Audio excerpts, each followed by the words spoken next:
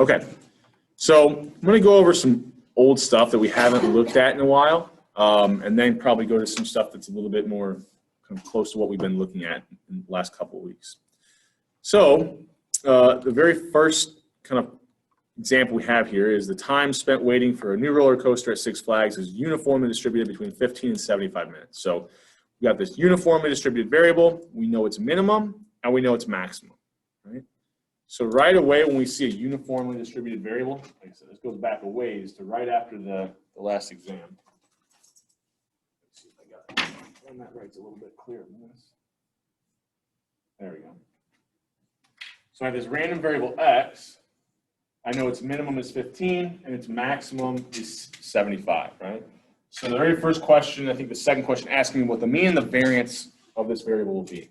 Well, if we want the mean, since everything's equally weighted in a uniform distribution, we're really just looking for kind of the middle number here. Well, that's not perfectly drawn to scale, I guess, but maybe like kind of there, like perfectly in the middle between these two values.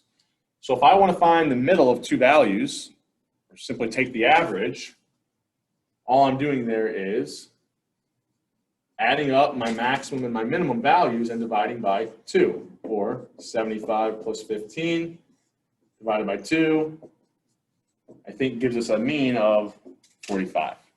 Right? So it's as simple as that. Now the variance, probably not quite as intuitive, but, and I'll come back to this in a second. Oh, I forgot to open up the formula sheet. Here's our uniform distribution equations, right? So here was our mean equation, which was add up the minimum and the maximum. Remember, C here represents our minimum, D represents our maximum. If you want to, print this formula sheet out or open up the Word file, maybe type right next to it or right next to it. Instead of C and D, this is the general form, but ahead of time, before the exam, you could write, min plus max divided by 2, right? The variance isn't quite as intuitive, but it will always follow this formula. So we'll take the range of our uniform distribution, so maximum minus the minimum, square that, and then divide by 12. Okay? So 75 minus 15, so that's 60, square it, divide by 12. If we do that, I believe you should get 300. Right? So the variance will be 300. Right? Now, if I had asked you instead to find the standard deviation, what's the only other step you need to do? Simply take the square root, right? So that formula is not technically on the formula sheet, right? But if you can find the variance, you always can find the standard deviation by just taking the square root of it, okay? So those two should be pretty easy. I mean, these should be like on the first exam where I asked you to find the mean. I mean, I can guarantee you I wrote the exam, so you're going to see, at least this very first question that looks very similar to this. And finding the mean of a uniform distribution is simply add up the minimum and maximum, divide by 2. The variance, I mean, once you have identified that these are your uniform distribution equations, it's just a matter of plugging your minimum, your maximum. So max minus min, getting that, okay?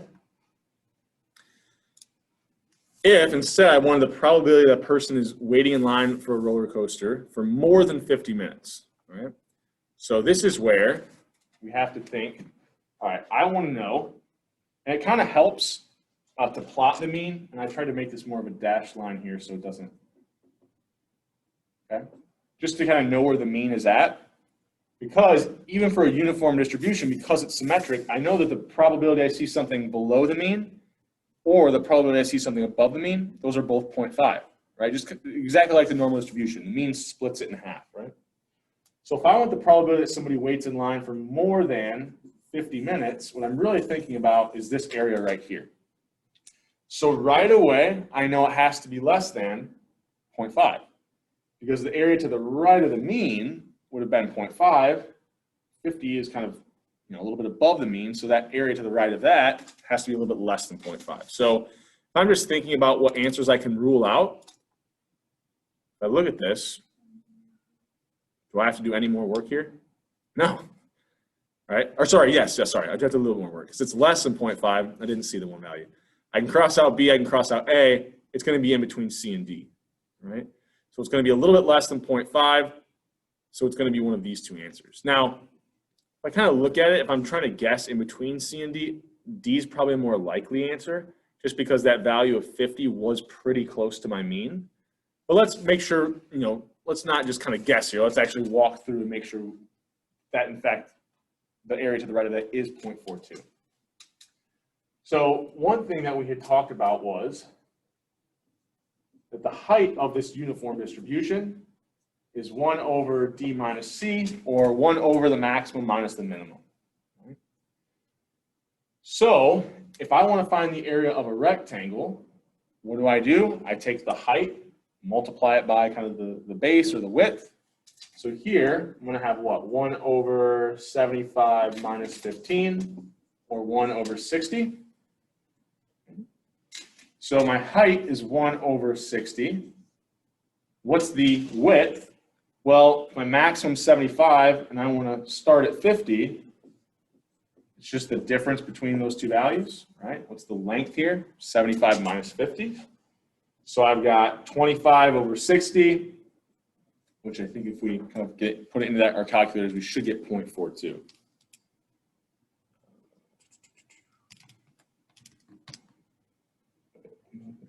Oh, yeah. If we round to the second decimal, I guess if we're going to be real specific here, 0.4166 repeated, right? But the answers were displayed to 2 decimals, so kind of round to whatever value the answers are displaying. Any questions on that? Yeah. Would that be the same process if we were looking at something on the opposite side? Yep. So let's say I wanted a probability that's less than 50. Right? I would still think about, here's 50. I want the area to the left. I have the same height, right? That isn't, so 1 over 60. But now the width would be 15 to 50, so 50 minus 15, right? But yeah, same exact process. Right? So the uniform distribution, it doesn't matter which side we're looking at, because we're really just kind of thinking about finding the area of a rectangle. It gets more complicated with the standard normal because we kind of have this normal distribution that has kind of a crazier PDF. In fact, if we don't want to think about this as the area of a rectangle, technically, right, this is our probability density function to find the probability of being in between any two values.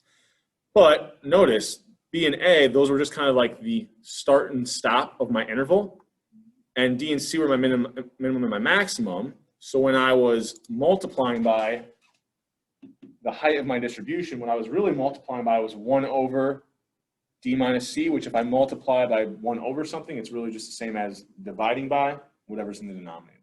So if you want to, just think, you can use that density function and plug the values in there to get that 0.42. But I think it's easier to draw it out and kind of think about, okay, the height of my distribution will always be 1 over the maximum minus the minimum. I can then find the area of a rectangle by taking the height and multiplying it by kind of the base or the width of that rectangle. Okay? Yep. So what if, that's the next question, I think. What's the probability that somebody waits between 30 and 45 minutes? Okay. So we've got the same sort of setup. I'll just kind of clean up my board work here a little bit. Okay. So I've got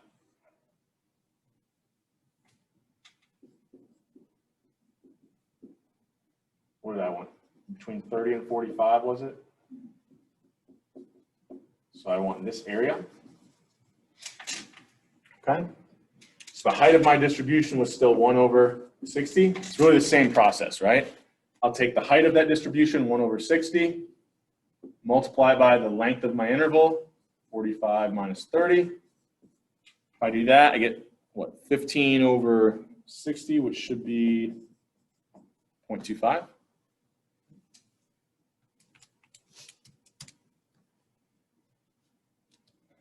So kind of just another example, it's a little bit, I don't know, just different numbers.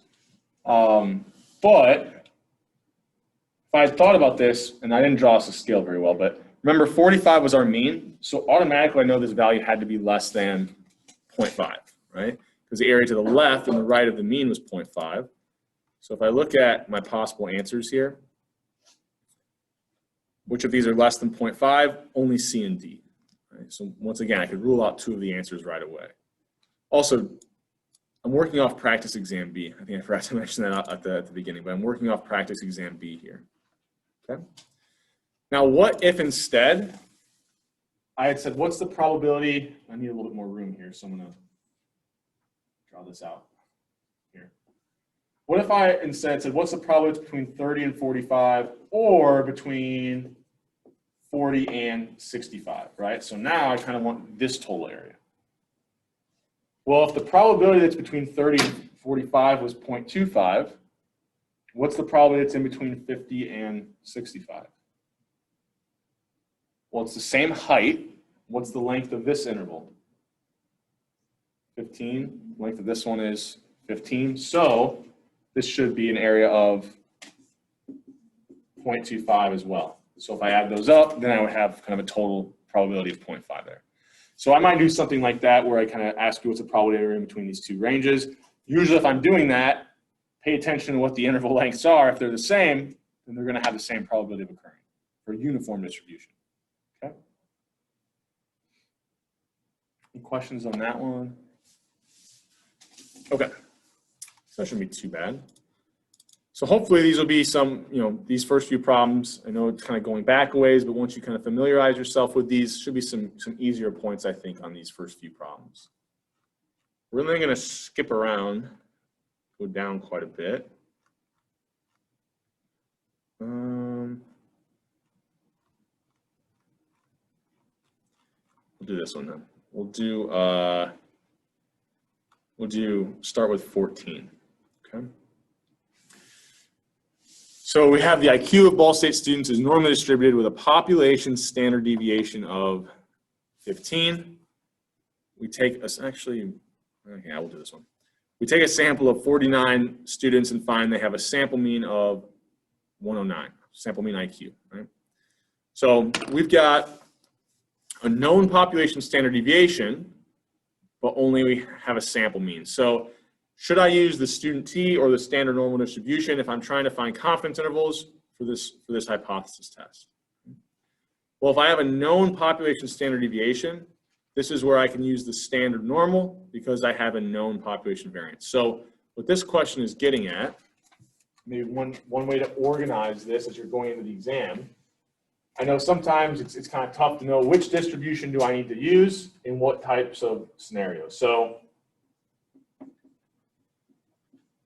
if I have a known population standard deviation, or I'm looking at examples where I have a sample proportion, that's when I'm going to be using those standard normal or those z-tables.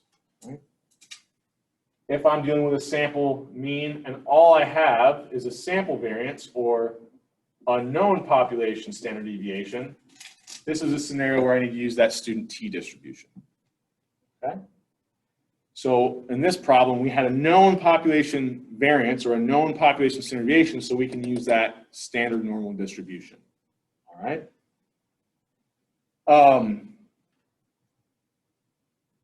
Another kind of reminder of this is if we look at the formula sheet, right? Here we've got our confidence interval equations, and it kind of reminds us if you have a sample mean where you know the population variance or standard deviation, you need to look at a standard normal or get the z-tables. If I have a proportion example, use the z-tables. If I have a sample mean with only a sample variance or sample standard deviation, use those student t-tables. Same kind of thing, the test statistics, it reminds us that for proportions and means where we know the population variance, we can use the standard normal distribution. So we have a z-statistic for our test statistic. And if you only have the sample variance, then you need to use that student t distribution and you'll have a t-statistic. So the formula sheet kind of reminds us of that. But if we look at the confidence intervals, that's what the, I think, next question asks us. So we've identified, we use the standard normal because we know the population variance, right? If I want to build a 90% confidence interval, right, for where the true mean IQ is, what would it be? So I go to my formula sheet. Here's my confidence interval equations. I have a sample mean where I know the population variance or standard deviation. So I'm going to use this guy right here. Okay? I wanted the 90% level. So my alpha is going to be what?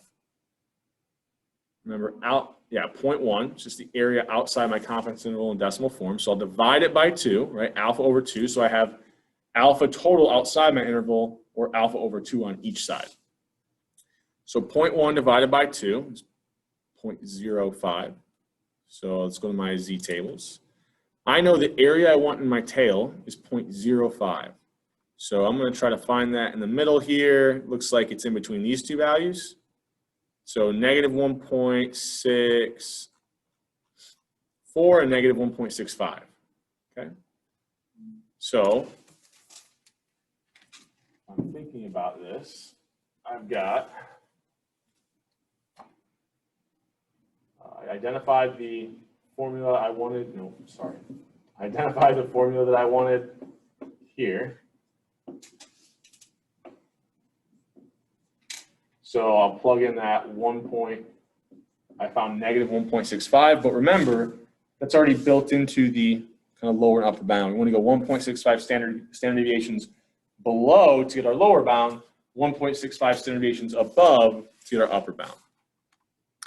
Was it 107, did I say was the sample? I can't remember now. 109, and a standard deviation of 15 from 49 students. So this was what, 109 times, here my sample size was 49, and the variance was, or the standard deviation was 15. But notice, if I'm plugging in my standard deviation here, my standard deviation is just sigma. So when I plug 15 in, I still need to square it, right?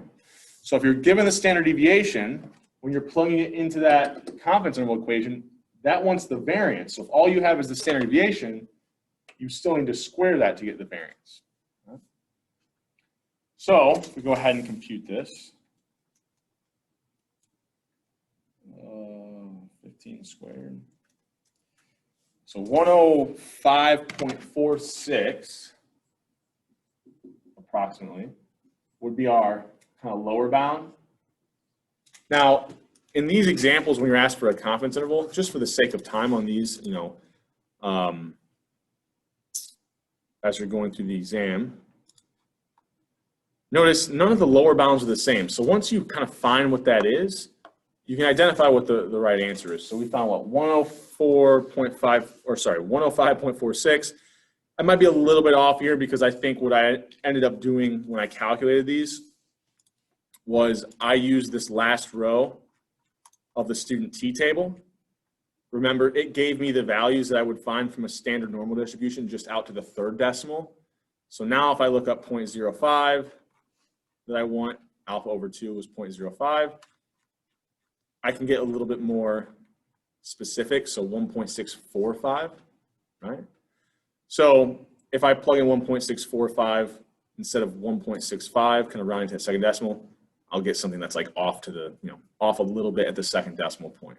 But I'll never kind of give you two answers that are like so close that, if you took it out to the third decimal or the second decimal, it'd be kind of way off. So these confidence interval ones, it might be a little bit off to the second or third decimal, depending on if you just get the second decimal from the standard normal distribution or you use that last row of the student t to be able to get it out to kind of that third decimal. Right? Does that make sense, what I was saying there? Okay.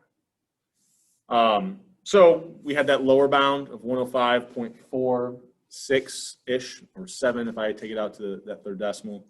So I don't even have to find the upper bound here. I know this is going to be the answer. Now I could go ahead if I want to double check and I have enough time. It's the exact same equation, but instead of subtracting this margin of error, I would be adding that margin of error, right? Okay. Any questions on that before we keep moving? All right. So Is there something else I want to point out there? Let me see this real quick. I don't think so. So in this example, there's nothing we can rule out. But if we remember what we're doing with confidence intervals, we're taking 109 and we're building a confidence interval around it. So it should be exactly in the middle of the two values that we find. So if, for example, I don't know, let's say this one, we had an answer like that. You automatically know that that couldn't be the right answer because 109 isn't even in that range, right? In this case, we don't have any that are like that. In fact, I believe, it's exactly in the middle of all these, so we can't really rule anything out in this one right away.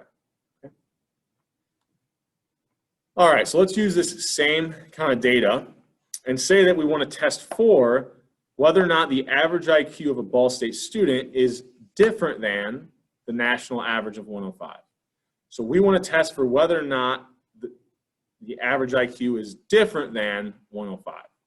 So what you want to test for is your alternative hypothesis, right? Whatever you're trying to find, that's your alternative hypothesis. So I want to know, is it different than 105 or is it, not equal to 105? All right, different than 105, is it not equal to 105? That's kind of the mathematical translation of English there, right?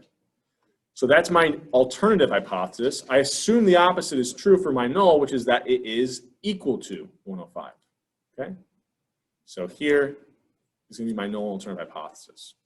Now, one thing not to get, not to kind of, you don't want to mix these up. Your sample mean should never be the value in your null and alternative hypothesis.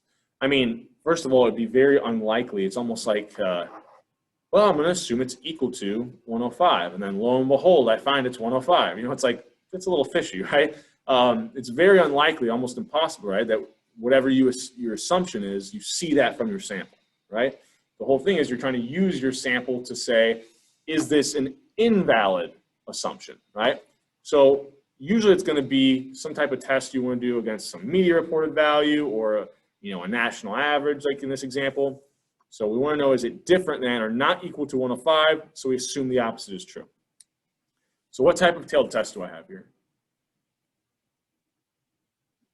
Two-tailed test, right? Not equal to sign means that evidence on either side could go against the null. If I see 109, that goes against my null hypothesis. If I see 99, that also goes against my assumption, right? So I've got this two-tailed test. So on 17, when I'm asking for the critical values, right away I know what are the only possible answers here. If I have a two-tailed test,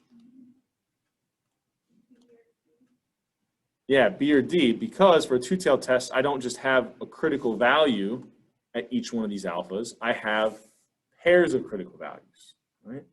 So for a two-tailed test, when I'm thinking about finding these critical values, which, right, we have that known standard deviation, so we're still using that standard normal. I'm trying to find the value that gives me alpha total in the tails, I'll write it this way. Alpha total in my tail if I only have one tail, but in my tails if I do have two tails. Right? So here I do have two tails, so I'm actually going to need a pair of critical values. So let's say alpha was 0.1, then the area in each of my tails, if I have two equally sized tails, would be alpha over 2, or 0.05. So if I want 0.05 in this kind of lower left tail for a two-tailed test, I can find that critical value by going to my standard normal table, looking up the area I want in the tail of 0.05, get pretty close here, so negative 1.64, in between negative 1.64 and 1.65. So my critical value there would be positive and negative 1.65. And that's just for the alpha of 0.1, right? Or a significance level of 10%. I could then look up the next critical value, right? For an alpha of, do a different color though. For an alpha of 0.05. So I got a critical value here now, critical value over here now. That gives me 0.05 over 2, or 0.025 in each tail. I then go to the table, look up 0.025, find that critical value, right? If I do that, I think it's like, so it'll be negative 1.96 and positive 1.96, right? Now my rejection regions, if I want to think about kind of completing it after this problem, would be somewhere, anything that's more extreme than those critical values. We're kind of drawing those arrows into the tail. Right? Now an easier way to probably do this, and this is where we want to get comfortable using that last row of the student t-table, is, well look, if I know that I want an alpha of, if I want an alpha of 0.1, 0.05, and 0.01 for a two-tailed test, I'm going to have to divide those all by 2 because they're getting split up into 2 tails, right? That's kind of what we were doing up here. So instead of looking up the values of 0.1, 0.05, and 0.01, that's the total area in my tails, but when I'm just looking at one tail, those are actually 0.05, 0.025, and 0.005. Because alpha is the total area of my tails, and I have 2 tails, so it's getting split into 2. Right? So I'll look those 3 values up, the area I want in one tail, right? So 0.05, 0.025, and 0.005. Now, I was using that standard normal distribution, but I'm going to use this student t-table, and I can find them all pretty quick. So I have these 3 columns. If I go to my last row, remember that last row represents the standard normal distribution values. So 1.645, 1.96, and 2.576. Right? So those are going to be my critical values, but I'm going to have pairs of them, right here. Because for a two-tailed test, kind of both tails matter. Right? So here my answer is going to be B, right? Finding the critical values at each of these 3 levels. I'm going to have a pair at each level for a two-tailed test. Okay? Any questions over that?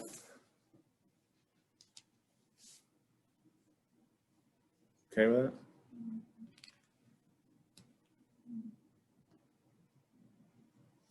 that? Okay. So those are our 3 critical values, right? The next question is kind of what's your test statistic? Right? So we go to our formula sheet. We know that here's our 3 different test statistic equations. We have an example where we know the sample mean and we have a population standard deviation, okay? So we'll just plug our values in there. So we've got what?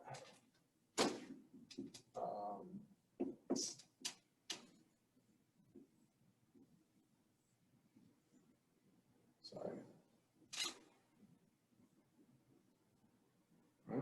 So we had 109, 105 was the assumed true value. The standard deviation is 15, so just like with the confidence interval, we need to make sure that we square that. And then our sample size, I think, was 49. Right? So what does that end up being?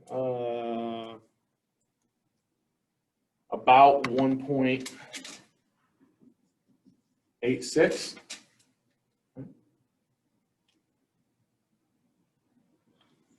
So if I think about, so I'll wait a second if you're kind of writing this down, because I wrote too big. So let's say we try to draw what we have here. Just gonna get rid of this for a second. So I'm looking at my sample means, normally distributed around the assumed true value of 105. I found 109. So if I want to find the p-value, right? Using that, I have my test statistic now. Sorry, before I go to the p-value, one thing I did want to mention as well. If I see something that's above, right, my sample evidence is above the assumed true value, I know my test statistic is going to be positive, or that z statistic will be positive. Why is that the case? Well, if I think about what I have here in the denominator, this represents the standard deviation of my sample means. All of these test statistic equations, the denominator is a standard deviation of whatever statistic you're looking at. So variances and standard deviations are always positive. So if I see a sample mean that's above the assumed true mean, I always know I'll end up with a positive test statistic, which makes sense because the assumed true mean would have a test statistic of 0, right? So anything above that assumed true mean has a positive test statistic. Anything below that, we end up with a negative test statistic. So right away from this example, we should have known that we could rule out, say this, hopefully there's one we can rule out. I can rule out A and D right away, right? Because I know my test statistic has to be positive. I think if we keep it out to the third decimal, it's 1.867 or 1.866, repeating.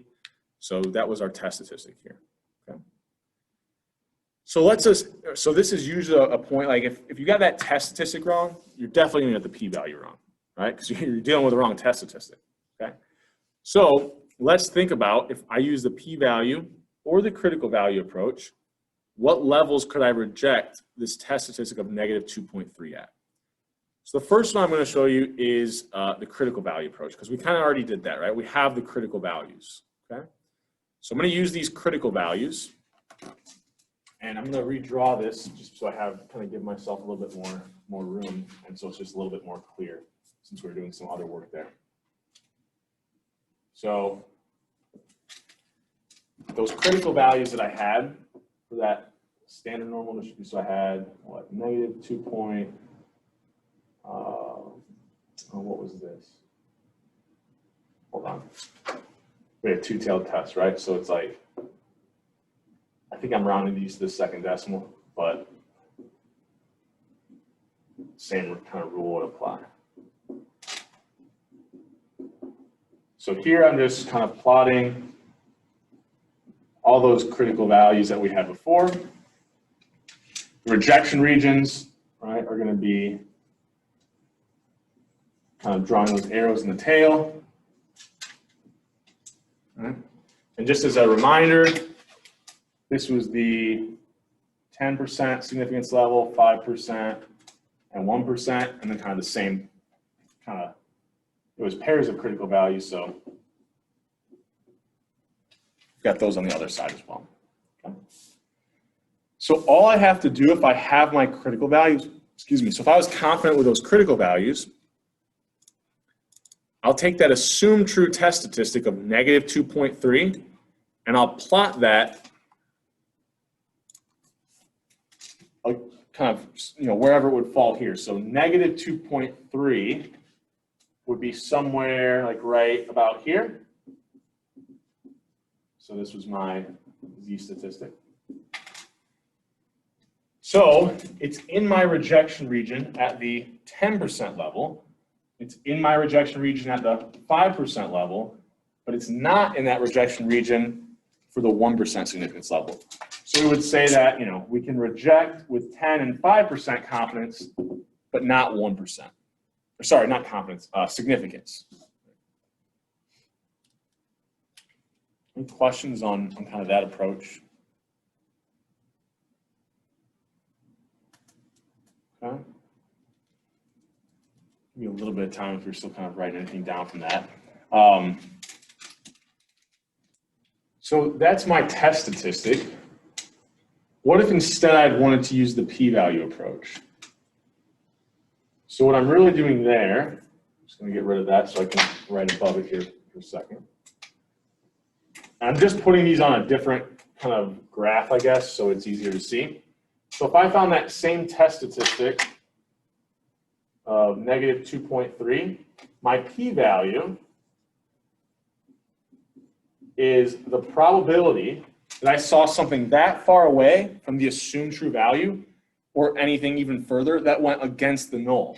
Well, the problem is for a two-tailed test, if I would have seen something equally as far away from that assumed true value, and the assumed true value is right, kind of our mean, it was equally as likely for me to see something that was above that assumed true value that also goes against the mean. With a one-tailed test, we don't have to worry about the other side because values on the other side actually support the null. But here we do. And so really my p-value, since the definition is the probability that I saw sample evidence that went against the assumed true value as far away as I did, or even further, that goes against the null, now I have to think about my p-value is really the total area here. So each tail would really only be half of my p-value. So once I find the area in one of those tails, to get my total p-value, I would need to multiply it by 2. Right? So I've got my test statistic of negative 2.3. I want the area to the left of it. Well, I can use the z-tables to do that. Right? So I look up that z-value of negative 1.3, not negative, no, sorry. It was 2.3, wasn't it? Negative 2.30, that's that first column. So 0.0107, right? So the area here is 0.0107, which means since it's a symmetric distribution, the area over here is 0.0107. If you wanted to, you could add those two up, or since they're the same value, multiply by 2 to get the total p-value, so 0.0214. Right? Now, if I think about what levels, I'm just going to erase this side down here for a second. What levels can I reject at if I did the p-value approach? Well, we always reject the p-value is less than alpha. So my p-value is 0.0214. Is that less than 0.1? Yes, so I reject. Is it less than 0.05? Yes, so I reject. Is it less than 0.01? No, so I would fail to reject, which is the exact same decision we made using the critical value approach, right? So on that one, you didn't have to like show how you got the rejection decision. So you really could have used either one of those, right? And they both lead you to the same answers, right? We can only reject at the 5 and 10% levels, okay? Oops. Also, one thing I want to mention here, like I already said, if you had the wrong test statistic, you might get this answer wrong too. So when I give these assumed true values, don't read into them like at all. Don't say, well, this was negative 2.3. It's closer to this, so this is probably the answer to 18. No, I'm choosing these for very different reasons and nothing related to kind of what the actual test statistic is. Okay. What's another one? So we worked through kind of 14 through 19 here. I'm going to add in an additional kind of discussion here at the end, just to. So this isn't on the practice exam, but it's a good question to know how to answer. And I wrote the exam, so that's probably want to listen to me on that one. So if we have this equation for our test statistic, so I'll write this up here real quick. This is the one that we were dealing with. And let's think about from that last problem, we had the assumed true value of 109. No, sorry. We've had the assumed true value of 105, and we found 109. Okay. Just for the sake of this example, let's make it a little bit easier. Let's just do a right-tailed test. So let's say like this area would have represented our p-value for a right-tailed test, okay? Let's say instead of 49 Ball State students, I had looked at, 100, right? So I have a higher sample size. Right? What's that going to do to kind of this denominator? So the denominator is going to get smaller. Remember, that denominator represented the standard deviation of my sample mean. So this is going to get smaller. This denominator is going to get smaller. So what that's really saying is my distribution of my sample means is getting more peaked. A lower variance or a lower standard deviation means it's kind of getting more peaked, right? So now if I think about the same sample evidence, now my p-value, much smaller, right? So my p-value is going to be much smaller when I have these higher sample sizes. Kind of the intermediate step there we can also think about this is, well, if my denominator here is getting smaller, what's happening to my test statistic? Well, if I'm dividing by a smaller value, my test statistic is actually going up, right? Because when the standard deviation is smaller, seeing that same value is now more standard deviations away, which is what our test statistic represents. So I can also think about when I'm looking at my test statistic, before, maybe it would have been right here. Now it's going to be somewhere out here, and when I go to look up the area to the right of it, same kind of idea, has a smaller p-value, right? But you can kind of think about it either from the original normal distribution or think about it from that standard normal distribution point. So higher sample size reduces the variance in our sample mean distribution. So seeing the same evidence, seeing that same value of 109, we'd have a higher test statistic and a lower p-value. Which, if the p-value is smaller, is it more or less likely we reject the null? Well, if we reject when the p-value is less than alpha, if the p-value is getting smaller, it's going to be more likely that it's less than a certain value, right? It's going from, I don't know, 0.1 to 0.05, right? Or whatever the values would be. When we have a smaller p-value, it's more likely we can reject. So I guess more likely to reject here. Right? So I can ask you a question on the exam, something like that, like if I took a higher sample size, which of the following is true? Right? And it'd be like different combinations of, test statistic is higher or lower, p-value is higher or lower, you're more or less likely to reject.